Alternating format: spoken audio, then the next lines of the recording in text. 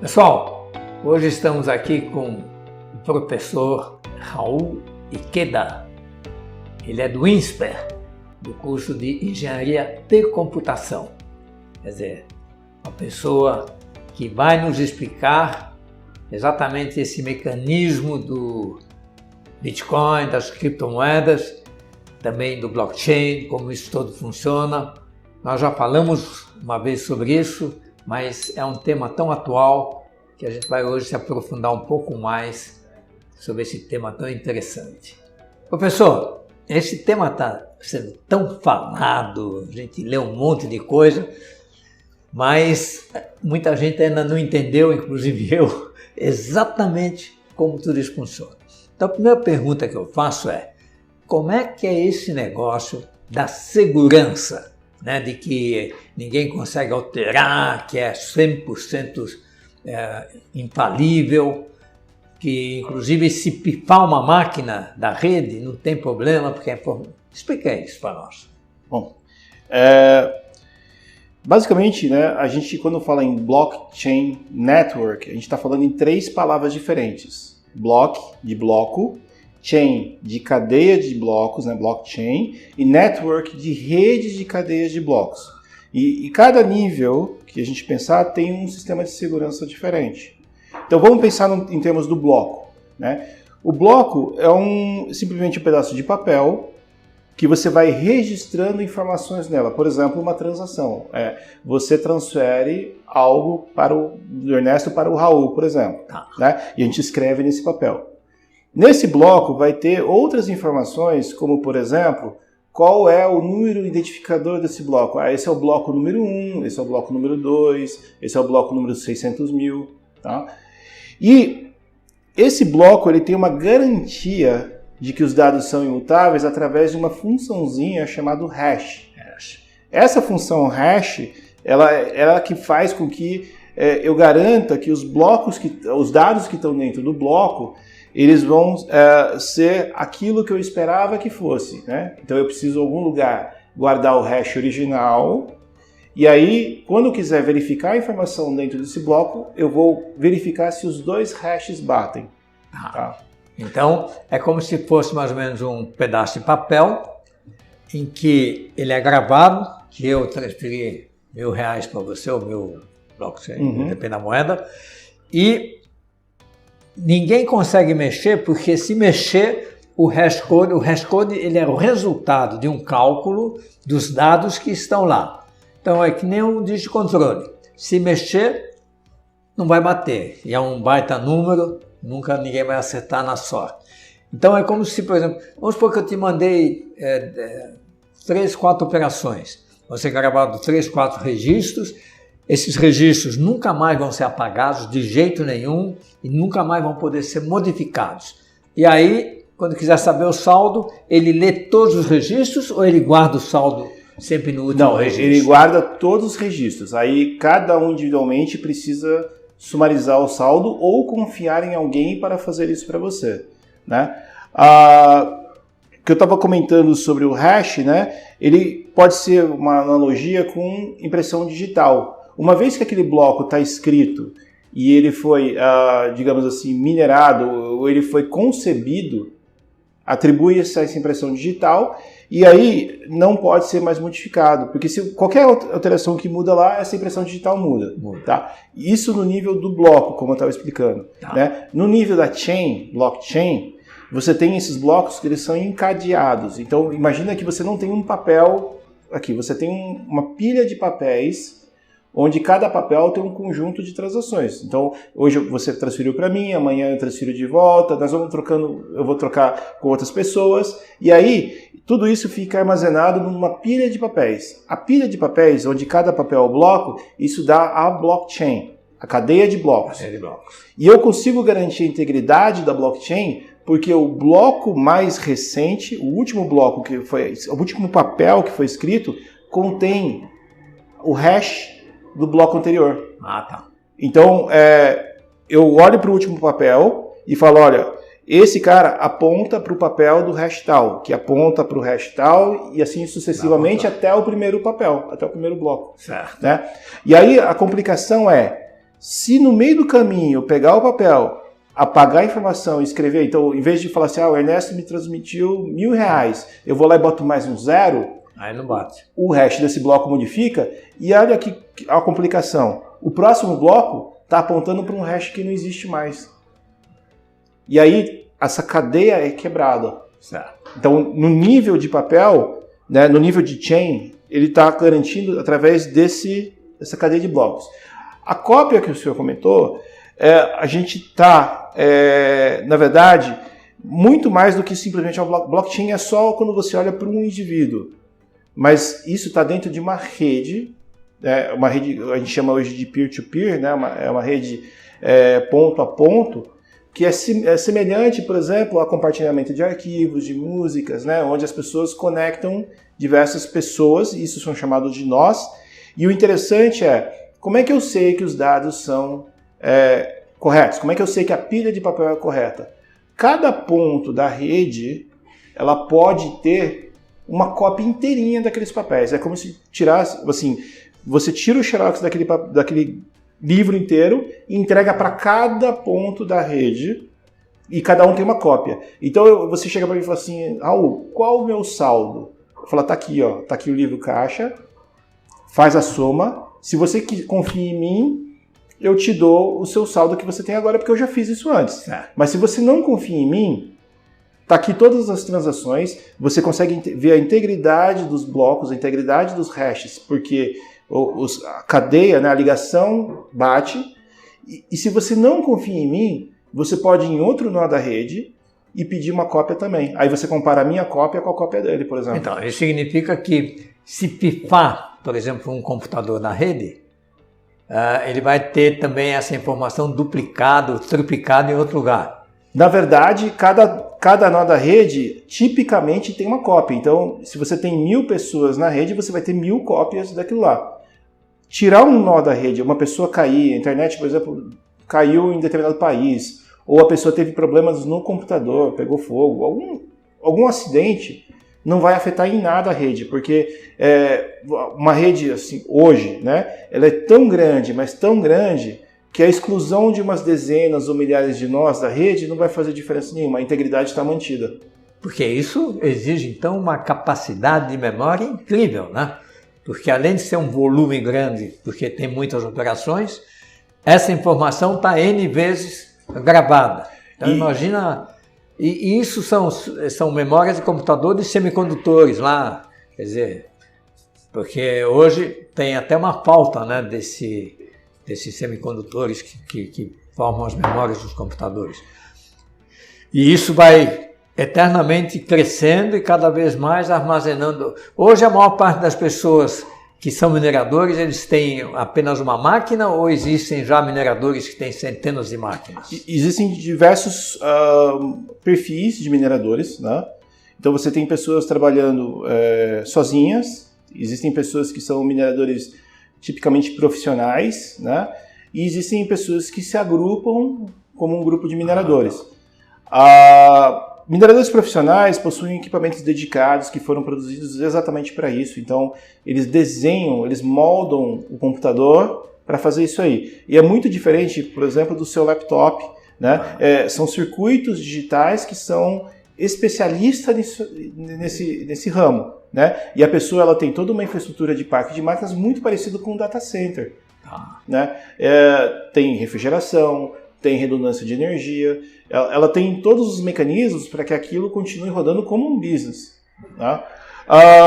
Mineradores solos são pessoas que em casa eles têm um equipamento talvez mais forte, uma placa de vídeo mais de uma configuração mais forte, eles têm um computador mais robusto, né? Principalmente placas de vídeo, e eles arriscam tentando minerar também, disputando com todos, né? Para ver se consegue minerar um bloco.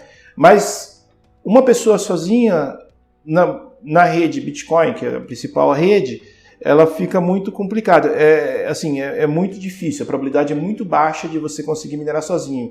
Então as pessoas se agrupam em grupos de mineradores, e aí o grupo de mineradores ele tem um propósito, minerar, e aí a proporção com que cada um contribui com o grupo é o quanto ele é remunerado. Então, por exemplo, se eu tenho um equipamento que contribui com 5% da capacidade de mineração do grupo, se o grupo minerar o bloco, eu recebo 5% da remuneração. Nós estávamos conversando com a contadora, quanto é que ela falou que ela gastou para montar o equipamento dela? Aproximadamente R$20 mil com 3 placas de vídeo.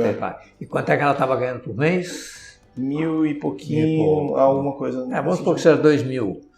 Quer dizer que mais ou menos em 10 meses ela recuperou o valor que ela investiu e a partir daí é lucro. Quer dizer, se bem que tem energia elétrica. Tem que tomar muito cuidado porque a gente tem que olhar bandeira tarifária, né? A gente saiu recentemente da vermelha para verde. A gente tem que olhar o preço do Bitcoin no mercado porque esse é um fenômeno muito curioso. Hoje o Bitcoin está em torno de $40 mil. Então o ganho não é fixo ao longo do tempo. E é curioso porque há algum tempo atrás o Bitcoin chegou a bater $3.500. Isso afastou muita gente. Então a rede foi enxugando, foi diminuindo.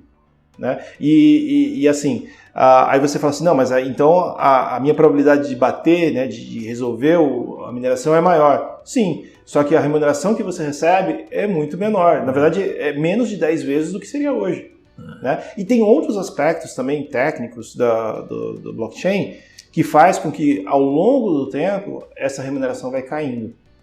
Né? Bom, se bem que no caso do Bitcoin ele tem aquele limite, né? Que parece que já está mais ou menos previsto que quanto tempo? 2140 é uma previsão, mas eles estimam que 2140 acabe a emissão de bitcoins. Nossa, então daqui a mais de 100 anos. Então ainda vai demorar muito, mas de qualquer forma, uma outra pergunta importante é por que ele se valoriza ou desvaloriza? Eu falo às vezes na minha palestra que qualquer produto, por exemplo, o mercado de ações, o valor da ação é sempre baseado na última operação que foi executada. Agora, evidentemente que esse valor da ação vai depender do desempenho da empresa. Né? Se a empresa está numa boa, a ação sobe, se estiver numa mal, a ação baixa. Mas, de qualquer forma, ela oscila e depende da última operação. No caso do Bitcoin, depende da última operação? É complicado, né? É uma moeda de alta volatilidade, né? Invariavelmente, se você puxar o histórico dos últimos semanas, meses, você vai ver que tem uma variação, por exemplo, de $10 mil em $40 mil. 25% é muita coisa. Você não vê isso no mercado de ações, você não vê isso nos outros mercados. A ideia por trás, como você já comentou, é que existe uma quantidade limitada de bitcoins. Então, o número é 21 milhões possíveis de bitcoins. Hoje, a gente já minerou cerca de 19 milhões. E ainda até 2140? Mais 2 milhões, porque ele é exponencial no sentido de que vai diminuindo a emissão com o tempo. Tá? Tem outras correntes, por exemplo, a mais adotada pelos bancos centrais, é de que, na verdade, o Bitcoin não é nem moeda. Ele é chamado de criptoativo. O Banco Central do Brasil chama de criptoativo. E ele regulamenta através de criptoativo. É um papel. É uma commodity. Uma commodity, como se fosse uma letra de câmbio, sei lá. Isso. E aí, os motivos por que sobe e desce, talvez eu não consiga te explicar exatamente, mas está muito ligado, obviamente, à oferta e demanda, né? Exato. Quando tem muito comprador, o preço sobe, mas não existem fundamentos para você chegar e falar, não, essa moeda vale tanto por causa da conta corrente. Não tem, por exemplo, como numa ação, o lucro, os dividendos. Né? A ação varia de acordo com a previsão dos dividendos. Agora, existe a possibilidade de um grupo de pessoas que tem muitos bitcoins levar a moeda, então eu chego para você, ofereço R$100, aí você não vende, aí eu ofereço 120, 130, 150, aí você pega e compra por 150, aí você também vende para um outro por 170, tal. E aí, quando chegar lá em cima, a gente se telefona e fala assim, pessoal, agora vamos vender. Aí nós todos começamos a vender, né, do grupo, e ganhamos uma nota, e vai começando a baixar, porque tem muita oferta, né? E a gente não consegue vender, a gente vai baixando o preço. Mas mesmo assim é um preço mais alto do que aquele que a gente comprou. Isso é possível? Ele é um mercado muito complexo, né? Acho que tem coisas que a gente precisa analisar principalmente quando você fala assim, vou ligar para alguém. Se a gente puxar a blockchain do Bitcoin hoje, não tem nomes, não tem contas, não tem telefones. Existem números. Quem é o dono do número, talvez a gente nunca saiba. Entendi. E essa é uma história muito curiosa, né? Os primeiros Bitcoins que surgiram, que foram minerados, eles estão intocados até hoje. Ninguém transacionou eles. Quem é o dono desse? Você tem um número, mas você não consegue ligar o número à pessoa. Então, talvez, o cara que queira manipular o mercado vai ter muita dificuldade para achar essas pessoas. Obviamente, muitas pessoas se declaram, falar, essa conta é minha, então até daria para fazer isso, né? Mas assim, tem muitos empecilhos, porque você tem hoje exchanges, você tem corretoras que transacionam Bitcoin, que eles estão sempre, na verdade, fazendo essas transações e não permitindo, por exemplo, uma condição de arbitragem. Então, você não consegue transacionar um Bitcoin muito caro em um lugar, uma oferta de venda muito baixa em um lugar, uma oferta de compra muito alta em outra, porque alguém vai se aproveitar dessa situação e os arbitradores não vão deixar o preço descolar, né? Então, a movimentação nesse sistema pode ser dura demais, mesmo que você for um player muito, muito grande. Tá? Parece fácil o plano, mas a execução talvez não seja tão clara. Que nem no mercado de ações, a gente pode dizer que esse processo também seria possível, né? Mas devido ao volume não é fácil você fazer, embora teve uma época aí que isso foi detectado. Outra coisa, com relação ao imposto, já que estamos nessa época de imposto de renda, eu preciso declarar o que eu tenho em Bitcoin? Precisa. Como eu falei, para real. A denominação é criptoativo. Então, tudo que é ativo vai para o imposto de renda. Tá? Então, você precisa declarar a sua posição e, assim, dependendo dos ganhos, depende das conversões que você faz, precisa aferir imposto de renda sobre as movimentações. Mas, de qualquer forma, o governo não tem como fiscalizar, né? Porque ele não tem acesso à minha movimentação. Sim e não, né? A princípio, o que está na blockchain, eles dizem que são as informações são irrastreáveis, né? Só que a maioria das transações que ocorrem, então quando você fala comprei Bitcoin, vendi Bitcoin, isso não está acontecendo na rede. Isso está acontecendo nas exchanges, está acontecendo nas corretoras. Nas corretoras. E a maioria das corretoras que operam no Brasil tem um acordo firmado com a Receita Federal de que eles informam as transações para a Receita Federal. Então, assim, obviamente existem furos, né? Você tem problemas, tal. Se você transaciona numa corretora que não tem base no Brasil, não tem um acordo firmado com a Receita, isso pode acontecer. Mas, a grosso modo, se você faz tudo conforme a lei, né? Ou seja, corretoras listadas, corretoras que estão em acordo. Tem uma corretora até que nos jogos de futebol agora está aparecendo o nome dela. Sim. Então as corretoras, elas podem ser o dedo duro para o governo, dizendo que fulano de tal ganhou tanto. Agora, se você está transacionando na rede, então existe a borda, que são as corretoras, e existe a rede. Tá? Se você está transacionando na rede, pode ser que realmente seja muito difícil da Receita saber. Tá? A história curiosa não sei se já viu aquele documentário do Silk Road? Não. Que eram traficantes que atuavam na Deep Web. Né? Aliás, um traficante, na verdade era um grupo que atuava na Deep Web e eles faziam transações em Bitcoins. E a todo momento, assim, bem resumidamente, eles tentavam rastrear essas pessoas e não conseguiam. Justamente porque ali não tem uma foto, não tem um RG, né? Como é que pega uma pessoa dessa? Quando ele toca no mundo real. Enquanto a gente estiver transacionando bitcoins, é muito difícil a pessoa saber quem é você. Mas a partir do momento que você converte do Bitcoin para uma moeda fiduciária, real, dólar, talvez a gente consiga te pegar. Né? Você, digo, a polícia, né? O FBI. Mas, e aí precisa ver a distinção, tá? Entre redes e corretoras. Se você estiver somente no âmbito da rede, é muito difícil. Porém, é muito caro. Entendi. E esse é um erro muito comum das pessoas, tá? Comprei Bitcoin. Você comprou Bitcoin? Né?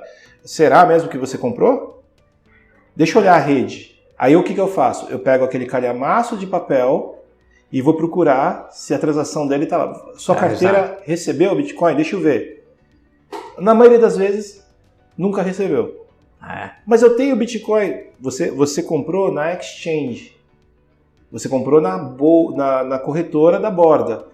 Você precisa transferir isso para dentro da rede. Você precisa registrar essa transação dentro da rede. Senão você não é dono do Bitcoin. Você só tem uma promessa da corretora de que você é dono de um pedaço de Bitcoin, um punhado de Bitcoins. Tá? E aí que mora o problema.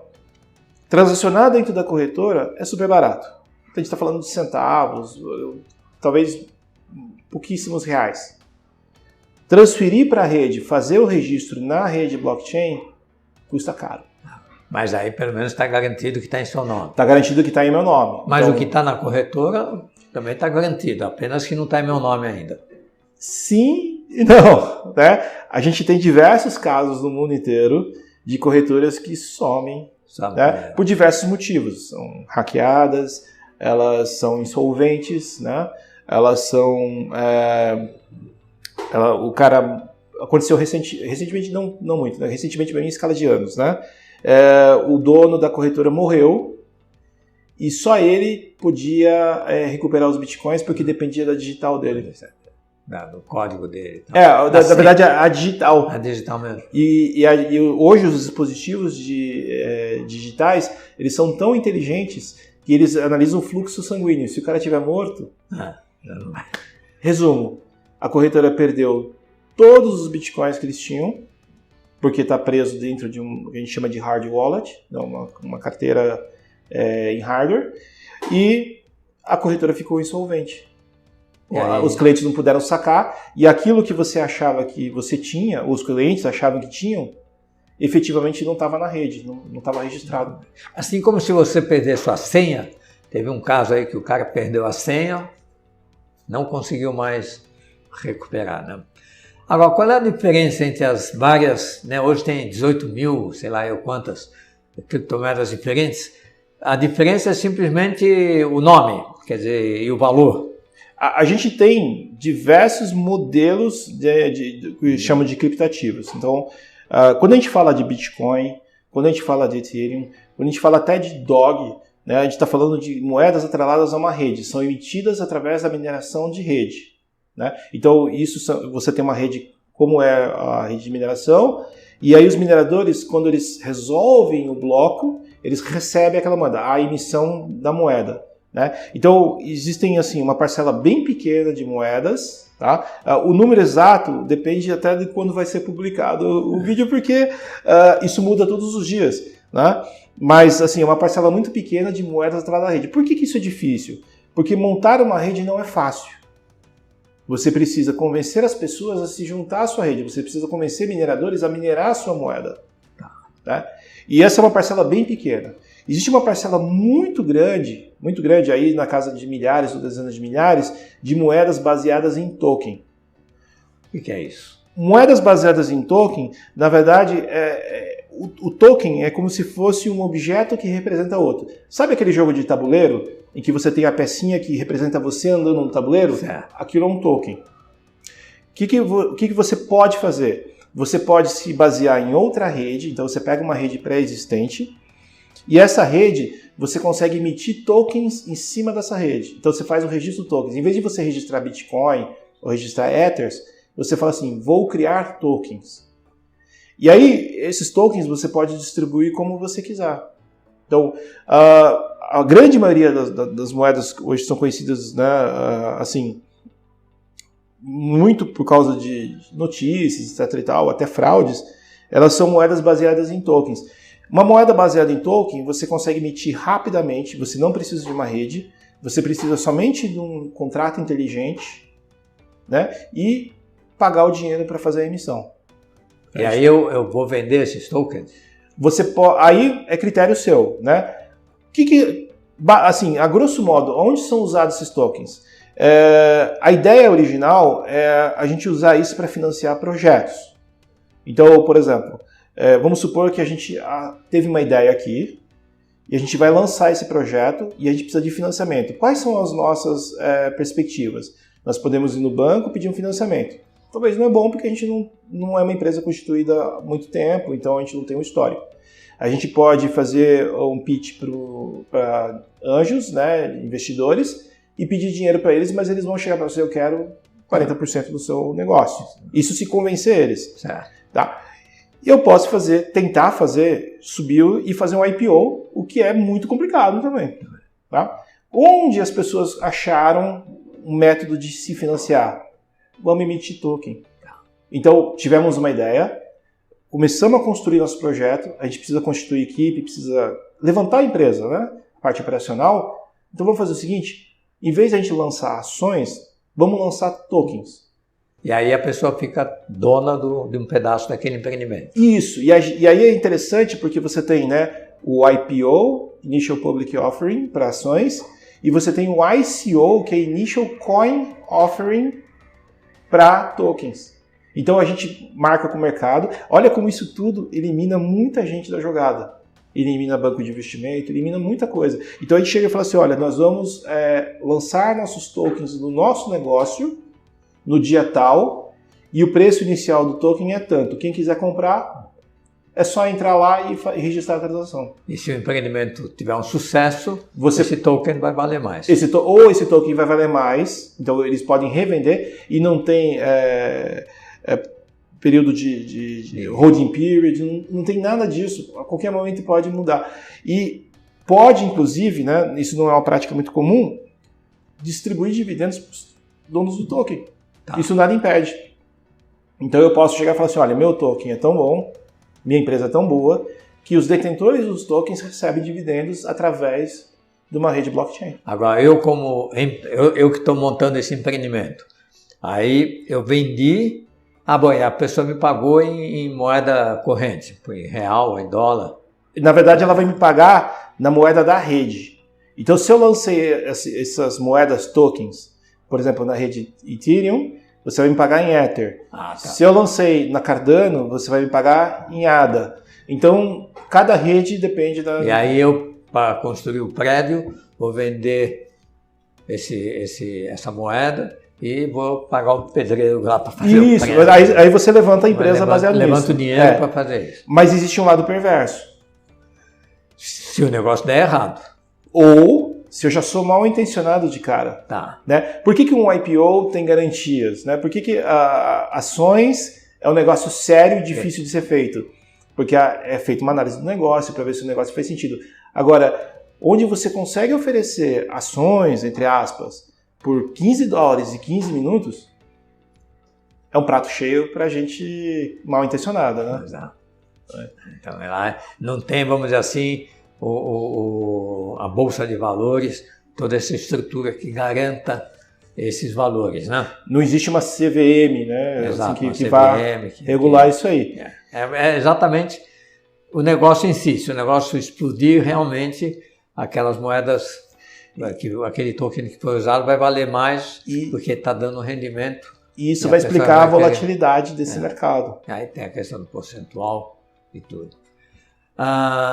Bom, então a gente vê que realmente isso é uma tendência que vai crescendo, está crescendo e tem seu risco, quer dizer, é arriscado e todo lugar onde um ganha, alguém perde, né?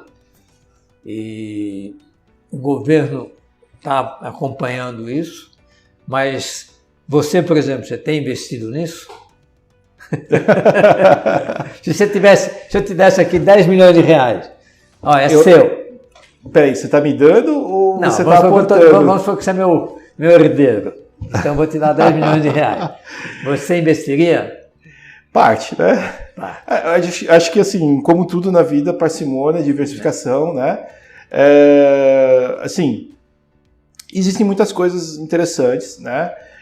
Obviamente, como eu falei, né? Existem diversos modelos de tokens, então existem esses que financiam projetos, existem tokens que, por exemplo, eles refletem um controle de uma organização. Então, o token é um objeto coringa, ele representa muitas coisas, e você comprar esse token pode te dar alguns direitos, né? E aí você tem que entender muito bem aquilo que você está comprando ou aquilo que você está investindo para saber exatamente o que você está fazendo. Então, por exemplo, as pessoas compram NFTs, né?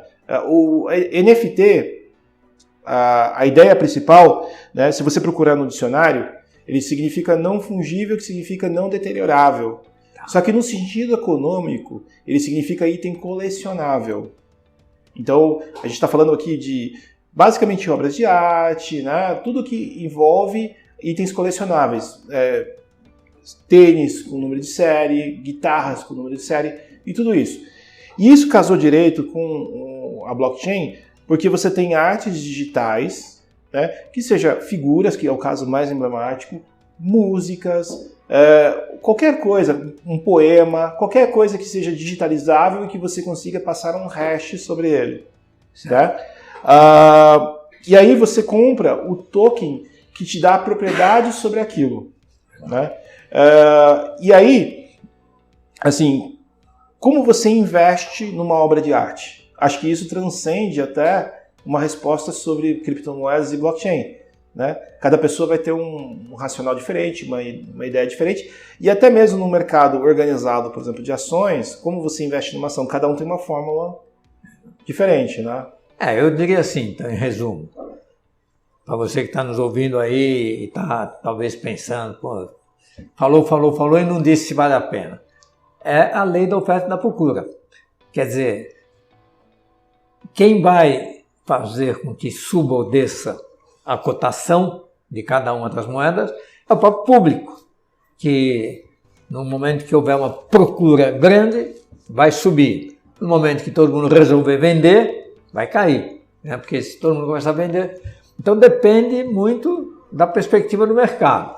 A gente lê no jornal aí que certas pessoas ganharam fortunas, porque provavelmente pegaram um momento de procura, assim como muitas pessoas perderam dinheiro. Quer dizer, nos mercados mais atuais, tipo o valor de uma moeda ou o valor de uma ação, tem um fundamento por trás, né? No caso da moeda, da situação do país, no caso das ações, a situação da empresa. Então isso balanceia, né? Influi na cotação. Já nas moedas, criptomoedas, é simplesmente a oferta e a procura. E aí depende de nós todos. Né? Depende, como eu falei, como é um ambiente extremamente heterogêneo, é um ambiente onde o token, na verdade, pode significar qualquer coisa, precisa saber exatamente o que aquilo está sendo representado. Eu dei exemplo de projeto porque ele é fácil de você olhar e falar assim, pô, projeto, faz um pitch, vê a viabilidade do negócio, você tem análise, por exemplo, do público-alvo, você tem perspectiva de crescimento, isso a gente até conseguiria fazer a coisa, mas existem tokens que representam qualquer coisa. Nada impede, por exemplo, de eu chegar e falar assim, vou lançar um token que representa essa caneca. Qual o valor disso? Exato. Para mim, talvez isso valha R$1, para você vale R$2. E aí, o valor é algo que realmente vai depender somente de... E aí, a gente ouve, né? Evidente que quem está ganhando vai sempre falar mais, vai divulgar que está ganhando, né? É o esperto. Quem está perdendo, talvez se cale. E aí a gente fica com a impressão que todo mundo está ganhando, talvez por causa disso. A gente só ouve os casos de sucesso, né? Exatamente. Raul, muito obrigado. Acho que esclarecemos bastante aí ao nosso público esse tema tão interessante que está aí, né? Uma coisa diferente. E acho que nossos ouvintes, telespectadores aqui no YouTube vão ter que tomar uma decisão se vão ou não investir nas criptomoedas. Muito obrigado. Obrigado.